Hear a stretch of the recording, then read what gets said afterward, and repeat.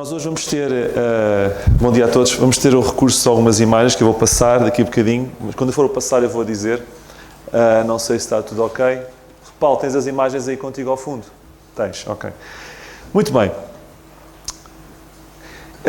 Eu hoje meti-me numa aventura e vou abordar um tema que nunca abordei, mas eu acho que é muito importante.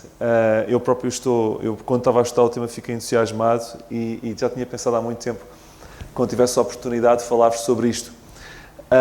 Eu hoje vou-vos falar sobre fé e a flora. Flora.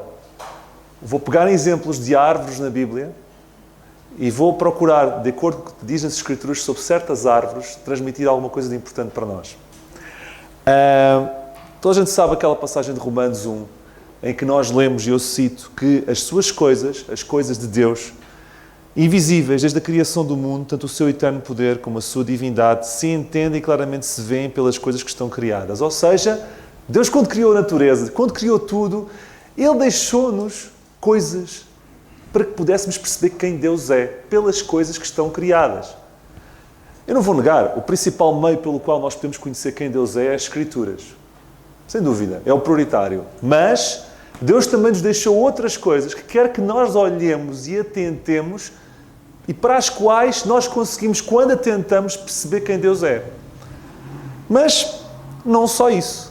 Eu estou na parte introdutória, já lá vou chegar. Em Provérbios 6,6, eu cito, Salomão, o sábio Salomão, diz para nós atentarmos para as formigas, para sermos sábios. Então, nós devemos atentar para o espaço sideral para perceber a magnitude de Deus.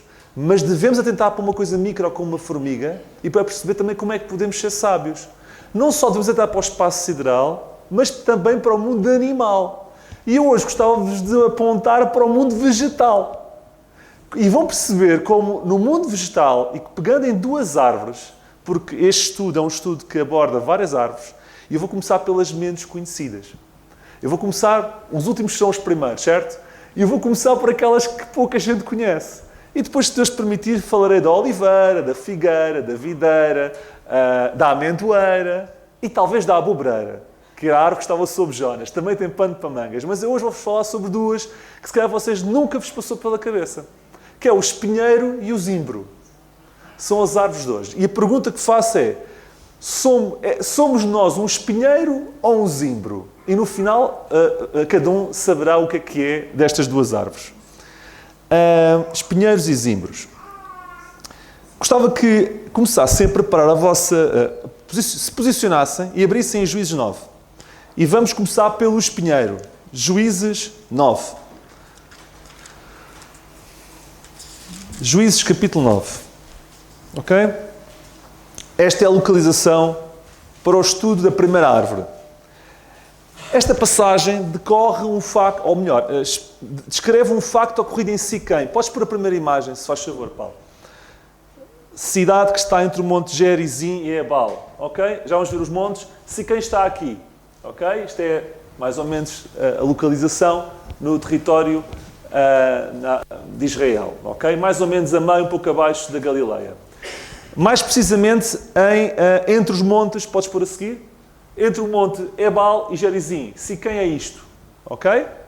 O monte Gerizim e o monte Ebal. Como vou falar de árvores, isto tem que ser um bocadinho gráfico, senão vocês não percebem o que eu estou a falar. E já que eu ia pôr as imagens das árvores, pus mais alguma coisa. E, portanto, este é o monte Ebal e o monte Gerizim. Podia falar muito sobre estes montes, mas não vou falar agora, porque não tenho tempo. E este contexto, e o contexto temporal, decorre no período dos juízes, esta história. E segundo alguns se lembrarão do voo sob a Bíblia, sobre juízes, este era o período de um certo ciclo. Podes pôr a próxima?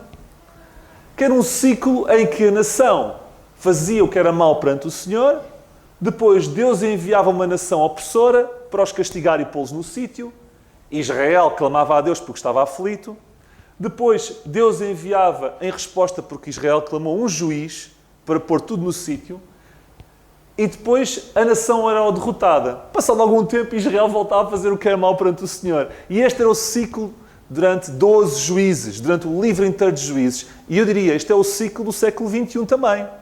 Nós, por vezes, somos assim. Enquanto está tudo bem, a gente às vezes descamba, fazemos o que é mal, pedimos ajuda a Deus, Deus vem, ajuda-nos e depois passar um bocadinho a ver mal outra vez. E o ciclo de juízo é vivido muitas vezes nas nossas vidas e não deveria ser assim. Mas este é o contexto temporal, ok? Sabemos que, aliás, neste livro de Juízes temos 12 juízes, mas curiosamente esta história passa-se numa altura em que não havia juízo nenhum. É um hiato de tempo, ok? E neste hiato entra em cena um homem chamado Abimeleque, que era filho de Gedeão. Só que este Abimeleque era um filho de Gedeão, mas de um relacionamento entre Gedeão e uma concubina. Ok? Porque Gedeão tinha outros 70 filhos de mulheres.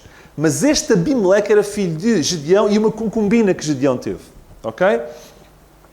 E nós lemos no capítulo 8, versículo 30, que lá está, que Gedeão teve 70 filhos, porque tinha muitas mulheres, mas depois, mais tarde, iremos ver que Abimeleque não fazia parte destas mulheres, mas de uma concubina. Então, Juízes 9:1.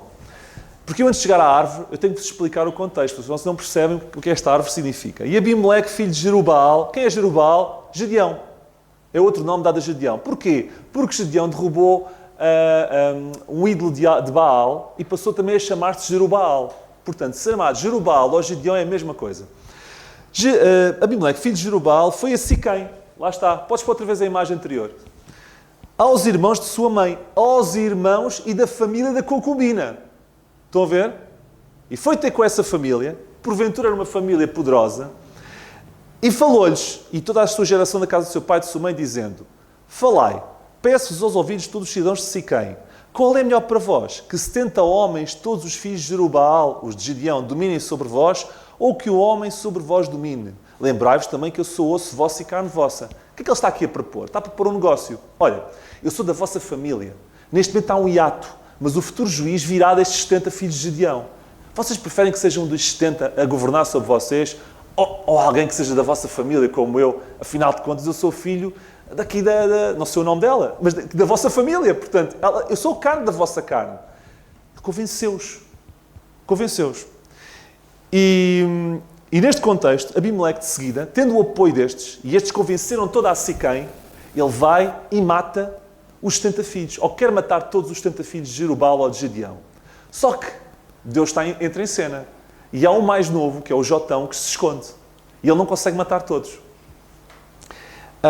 E este Jotão fugiu para as montanhas, para Gerizim, lá para cima. E depois de saber o que se passou, 9:7, leiam comigo. E dizendo a Jotão, dizendo o quê? Tudo o que Abimeleque fez, o Jotão pôs-se no cume do Monte Gerizim. Estão a ver? Vocês estão a ver neste momento uma montanha onde se passou uma coisa histórica. Foi ali em cima que o Jotão estava ali e recebeu esta informação. E levantou a sua voz e clamou e disse-lhes. Começou a falar para a cidade, de lá de cima. Ele devia ter uma grande voz. A Bíblia diz que falou e eu acredito. Ele levantou a sua voz e clamou. Disse-lhes, ouvi-me a mim, cidadãos de Siquém, e Deus vos ouvirá a vós. E o que é que Jotão vai dizer a seguir? Uma fábula. Esta é a primeira fábula da Bíblia. O que é a diferença de uma fábula e uma parábola? Uma parábola é um ato cotidiano, real, que transmite uma verdade profunda. Uma fábula é pegar em objetos inanimados que não são nada a ver com a vida cotidiana e que transmitem verdades profundas. E o que Jotão vai falar é uma fábula porquê? Vai pôr árvores a falar. E isso é um objeto inanimado. E por isso é uma fábula. E não é uma parábola. Percebem? Porque isso não é uma coisa cotidiana que nós vemos todos os dias. Então, o que é que ele propõe? Versículo 8.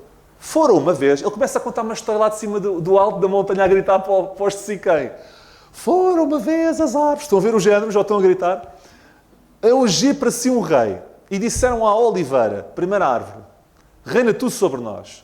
Porém a oliveira lhes disse, deixaria eu a minha gordura, que Deus e os homens a mim prezam, e iria labutar sobre as árvores? A oliveira rejeitou governar as outras árvores. Então disseram às árvores, à figueira, foram ter com a figueira. Vem tu e reina sobre nós.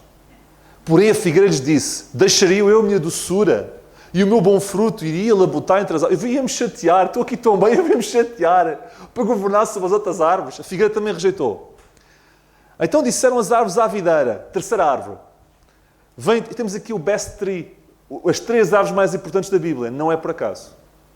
Ok? Vem tu e reina sobre nós, sobre as quais não irei falar hoje. Porque elas têm pano para mangas. Porém a videira lhes disse, deixaria eu o meu mosto que alegra a Deus e aos homens, iria labutar sob as árvores. Então estas três, que são as três mais famosas, as três mais conhecidas, as três que identificam mais a nação de Israel, recusaram todas ser rei. Então todas as árvores disseram ao espinheiro, vemos aqui o nosso espinheiro. E então chegámos lá, mas eu tinha que explicar isto tudo. Vem tu e reina sobre nós. E disse o espinheiro às árvores, se na verdade me ungis rei sobre vós, vinde, confiai-vos debaixo da minha sombra. Mas se não, saia fogo do espinheiro que consuma os cedros do Líbano.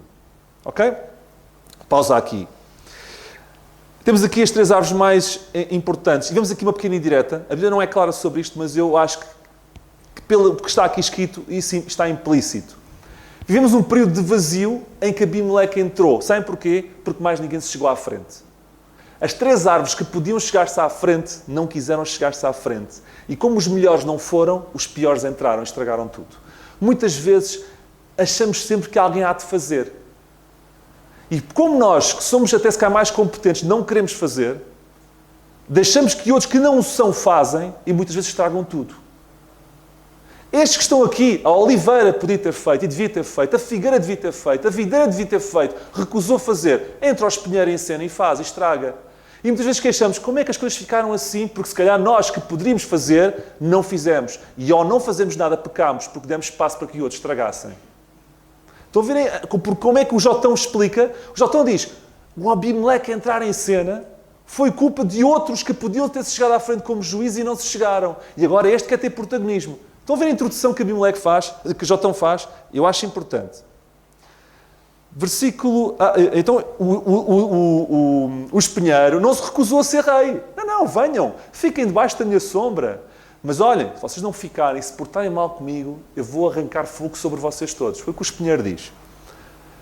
A palavra para espinheiro, no hebraico, eu não sou hebreu nem falo hebraico, mas gosto muito de estudar estas coisas e se calhar a expressão não é esta, mas é atad, ou algo parecido com isso.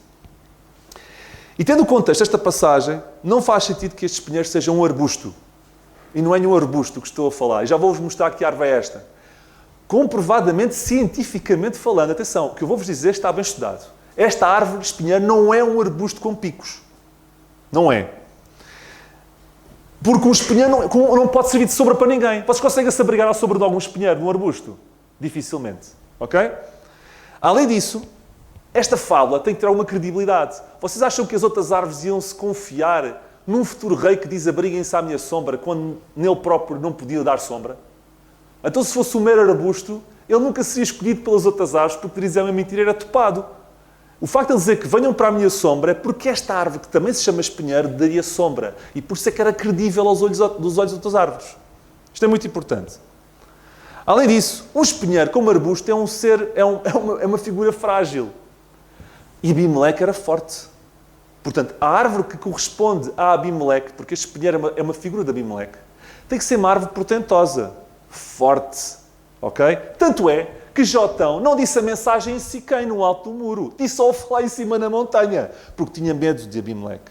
Sabem porquê? Porque quando acabasse a mensagem, ele tinha dado froscos, como costuma dizer. Então ele se descia logo pela parte de trás da montanha. Aquilo foi mesmo dizer a mensagem e de seguir estar preparado, porque se alguém viesse, ele conseguia fugir por trás. Abimeleque metia medo. Não era um arbustozinho. Existe um especialista em botânica bíblica, Noga Arelvini, podem investigar, que é um dos maiores botânicos de sempre de Israel, condecorado pelo Estado israelita com o maior prémio cultural dado a cidadãos, e que fez as maiores obras de botânica. E ele é especialista em botânica bíblica, e até existe em Israel um jardim enorme com árvores da Bíblia.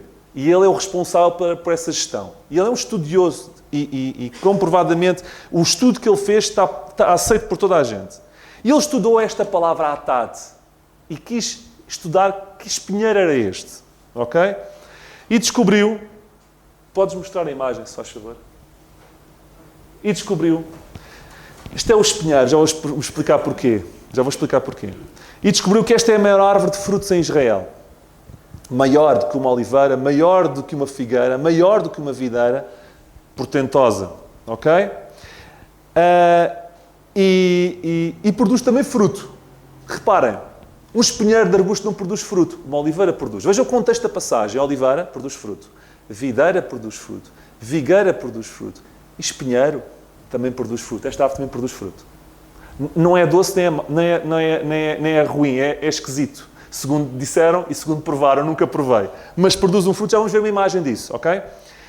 Isso ao lado dos frutos, podes pôr a imagem seguinte. Tem espinhos. Está repleto de espinhos. Produz este fruto, uma maçã que nem é doce nem amarga, e está repleto de espinhos. Daí o nome de espinheiro. Mas mais. O que diferencia, podes voltar a pôr a imagem anterior, o que diferencia este espinheiro, e já vou chegar à parte espiritual, eu não vou falar sobre botânica hoje. O que diferencia o espinheiro das outras árvores não é a sua dimensão, não é a capacidade de dar sombra. Estão a ver a sombra que dá? Venham sobre a minha sombra. Não era um arbusto, era esta árvore. Não é o fruto, não é o espinho, é o que se passa no subsolo. E isto é novo. E o Nogueira Eovini descobriu. E esta descoberta enquadra-se na Bíblia. É isto que eu vos queria transmitir. O que é que ele descobriu? Esta é uma árvore que desapareceu em Israel porque nenhum agricultor a queria. Sabem porquê? Porque no subsolo, onde é que eu tenho isto? Já mostro uma imagem. Podes pôr a imagem do sistema de raízes das árvores, faz favor. Esta. Isto está comprovado. O sistema de subsolo das árvores, isto é feito de uma forma... Deus, quando criou a natureza, é espetacular. As árvores têm um sistema, uma network, uma rede, uma internet subterrânea, que comunicam entre si e que, quando uma árvore precisa de nutrientes, as outras transmitem para lá. E quando uma árvore tem mais, transmitem para outra. E os filhos das árvores são alimentados pelas árvores-mãe. Isto é fantástico, hein? Estudem um assunto que eu não estou a dizer nenhuma história. Existe uma rede subterrânea de apoio mútuo entre árvores. E isto deve ser uma figura de como é que nós devemos apoiar uns aos outros. Quem está mais fraco é apoiado pelo mais forte. E quando uma árvore morre, esses nutrientes deixam de ir para essa árvore e vão para as outras que precisam mais. E quando uma árvore está doente, é enviado mais nutrientes para essa árvore. Voltemos para o atate, para a imagem do atate. Esta árvore do atate, do espinheiro, tem uma particularidade. Não funciona em equipa. Ela retém o seu nutriente e vai roubar o nutriente das outras. E estende as raízes de tal forma que seca tudo à volta. Por isso é que nenhum agricultor a queria e por isso é que com o tempo acabou por desaparecer. Abimeleque era assim. Abimeleque secou tudo à volta. Por isso é chamado de espinheiro. Estão a ver como se enquadra? Os espinhos, e não só. Esta árvore tem uns espinhos que são altamente inflamáveis. O que é que Abimeleque fez? Queimou toda a Siquém mais tarde quando se revoltou contra ele. Até nisso vemos o fogo. Portanto, o que diferencia esta árvore é o seu subsolo. É o facto de ser uma árvore que só quer ganhar, que só quer para ela e não é capaz de partilhar nada. E, portanto, seremos nós espinheiros? Vivemos para nos servirmos à custa dos outros?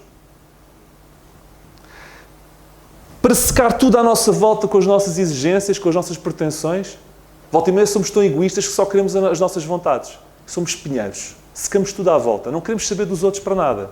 Nós queremos os nutrientes todos para nós e não damos nada a ninguém. Vimos à igreja para receber, não vimos à igreja para dar. Estamos na igreja para receber, não estamos na igreja para dar. Estamos na família para receber, não estamos na família para dar. E ao fazer isso somos espinheiros. Somos espinheiros como este. Ok? Não sejamos, agora no sentido hebraico, atates. Não sejamos atates. Não sejamos espinheiros. Vivamos para ser o foco e o nosso foco seja não para ter, mas para dar. Ok? Esta é a primeira árvore, eu acho especial, e é uma árvore esquecida, totalmente esquecida, mas eu não queria deixar de vos falar. Segunda árvore é o zimbro. O zimbro é uma árvore de esperança. E eu gosto de terminar como Deus termina em todas as Escrituras quando dá mais notícias, que termina sempre com uma luz de esperança, termina com uma árvore de esperança. Esta árvore não está em muitos sítios na Bíblia, o zimbro. Mas onde está tem uma importância vital. Seguramente todos nós já passámos por fases em que está tudo fantástico e de repente fica tudo mal, certo? Está tudo a correr sobre rodas e de repente, bum, caput. Fica tudo já... Olha, estou a ver? Caput. Estamos...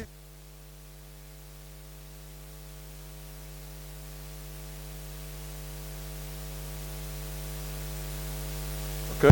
Estão a ouvir? Agora teve piada. E carregamos... Calma. E carregamos em todos os botões de SOS para conseguir arranjar soluções.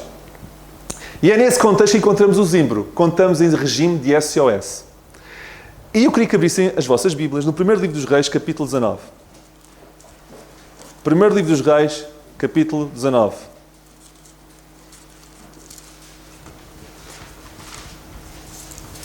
A árvore em SOS.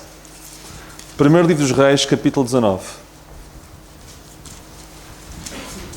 Nesta passagem, nós vamos encontrar Elias. E como é que termina o último versículo do capítulo 18? O último versículo do capítulo 18, antes do 19, versículo 46, termina com Elias em grande. E a mão do Senhor estava sobre Elias. Elias tinha a mão do Senhor com ele. Elias estava poderoso, Deus estava com ele. O qual cingiu os lombos e veio correndo perante Acabe. Elias tinha capacidade de correr, tinha força, tinha genica, tinha a mão do Senhor com ele. O que é que se passou? Vitória sobre o Monte Carmelo. Ele tinha derrotado aquele exército de sacerdotes de Baal com a ajuda de Deus e tinha mostrado a toda a gente quem era o Deus de Israel. Ele estava em alta. Ele estava com a capacidade de correr até Acabe, tinha a mão do Senhor sobre ele, estava no topo. O que acontece a seguir, no capítulo 19? Ele entra num momento depressivo. Jezabel, sabendo disso, promete que o vai matar. Bem, e ele ficou em pânico. Ele ficou em pânico. De repente, toda aquela vitória perdeu o sabor. Não é que acontece com vocês connosco. Nós pedimos tanto uma coisa, quando a temos, rapidamente a gente se esquece de quando desejávamos essa coisa e qualquer coisinha manda-nos para baixo. E não damos valor ao estado que nós conseguimos. Ele devia ter pensado como nós, porque Elias é um homem sujeito às mesmas paixões que nós, igualzinho a nós, em vez de desfrutar a vitória, em vez de desfrutar o Deus que mostrou-se daquela forma, rapidamente caiu no chão. E o capítulo 19 é a prova como nós tão depressa passamos dos píncaros para o vale. Todos nós. E então, versículo 3. Vendo que a Jezabel o queria matar, se levantou para escapar com vida e se foi a Berseba, que é de Judá, e deixou ali o seu moço. Podes pôr o mapa, se faz favor, de Israel? Ou seja, ele veio a Berseba. E o que é Berseba? Berseba é o limite sul de Israel, no qual é possível viver no contexto do deserto do Negev. É como se eu fosse o mais para sul na fronteira possível. Em bom português, é como se vocês estivessem agora a fugir para Vila Real Santo António. Mesmo que coladinho ao Ayamonte, estão a ver?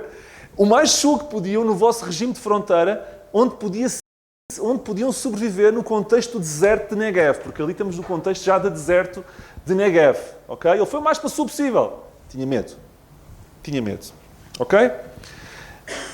Ele fugiu até o limite. Foi até ao seu limite. E é neste contexto em que ele estava a fugir, que ele estava no seu limite, que ele estava em regime de SOS e que ele chegou ao final de si mesmo, que o Zimbro aparece. O Zimbro aparece 2 vezes, pelo menos que eu identifiquei aqui na Bíblia, e aparece outras vezes também, mas aqui é sempre em regime de SOS. Versículo 4. Ele se foi ao deserto, caminho de um dia, e veio e assentou-se debaixo de um zimbro. Podes pôr a imagem, se faz favor. Isto é um zimbro. Isto é o deserto. Isto são pessoas debaixo de um zimbro. O Elias esteve assim, como este senhor. Exatamente. Esteve aqui. Não aqui, neste zimbro, mas tipo isto. Sentou-se debaixo de um zimbro. Versículo...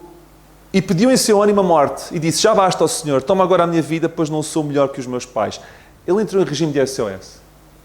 Eu desisto. Eu não quero saber. E ele puxa assim, ali. O zimbro, como vê, é mais um arbusto que uma árvore. O espinheiro pensávamos que era um arbusto e era uma árvore. E o zimbro, se calhar vocês pensavam que era uma árvore e é um arbusto. Mas sabem, o zimbro faz mais pela nossa fé, sendo um arbusto, do que o espinheiro, sendo uma árvore, faz pela nossa fé. E muitas vezes as aparências enganam. Faz mais, muitas vezes, quem Deus usa do que quem parece ser.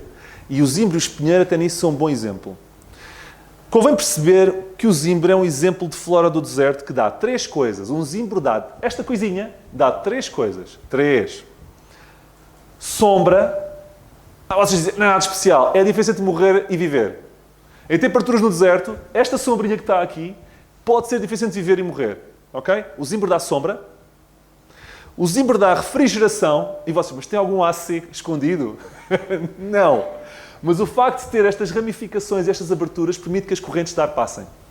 Se fosse um arbusto totalmente fechado, a corrente de ar não passava. O facto de ter aberturas entre si faz com que a corrente de ar que existe também no deserto seja de refrigeração. Sombra, refrigeração. Terceiro, aquecimento único. Como assim? Deserto? Pois o deserto tem as noites, e as noites são frias. E o zimbro é das árvores em que é mais fácil pegar fogo, porque é fácil atear, e que tem as brasas mais intensas e duradouras que se conhece. Ok? Perceberam bem? É fácil atear para aquecer durante a noite e tem as brasas mais duradouras que se conhecem. Ditas pela Bíblia, eu já vou citar. Ok? O Talmud, que é um comentário hebraico, dizia mesmo que as brasas, mesmo quando fora já estão pretas, parecemos que estão extintas, por dentro continuam quentes. E mais, durante a noite, quem se abrigasse debaixo de um zimbro tinha uma técnica que era retirar um destes ramos, queimá-los, e aproveitar as brasas dos ramos, faziam um pequeno buraco no chão e punham as brasas no chão, tapavam com 2 centímetros de terra e tinham uma cama quente durante a noite inteira. Porque as brasas aqueciam o chão e a pessoa podia dormir com uma cama quente. Ok?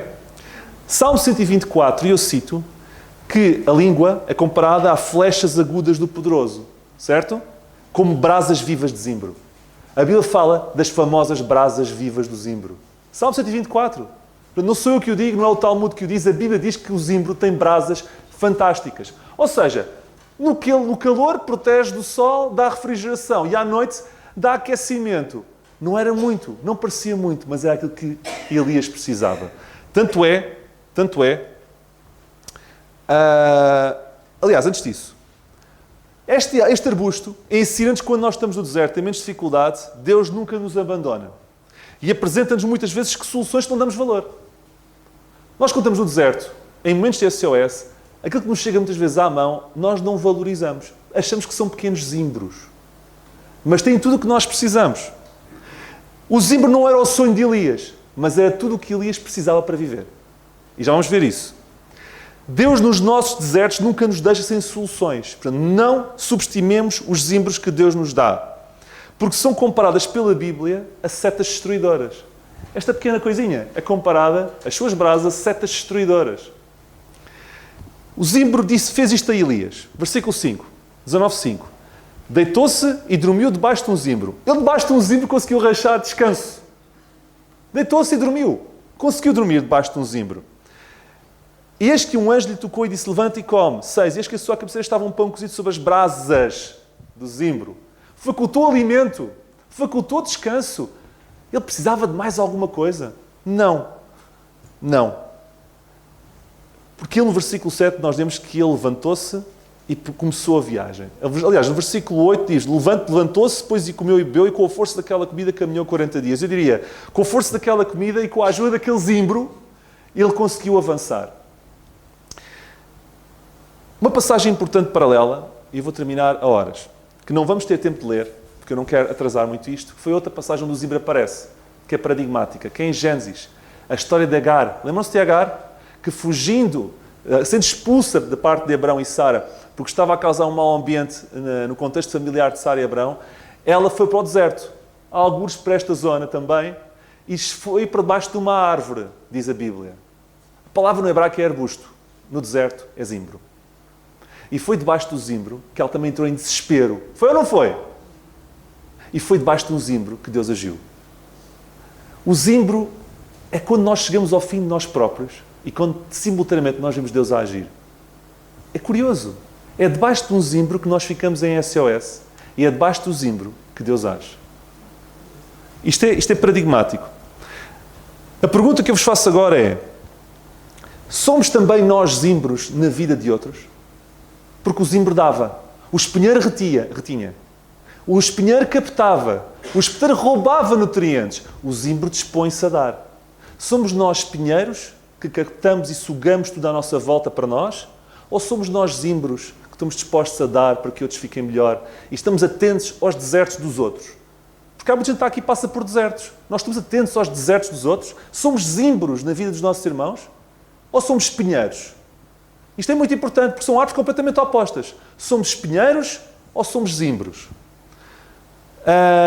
O zimbro é o oposto do espinheiro. O espinheiro não aparenta... Ao contrário do espinheiro, que aparenta ser muito e não é, o zimbro aparenta ser nada e dá tudo. E, portanto, a pergunta que eu faço, e termino com isto, somos nós zimbros ou espinheiros? E termino dizendo isto. Quando nós estivermos em alturas de SOS, lembremos que Deus terá sempre um zimbro para nós. Que o Senhor nos abençoe.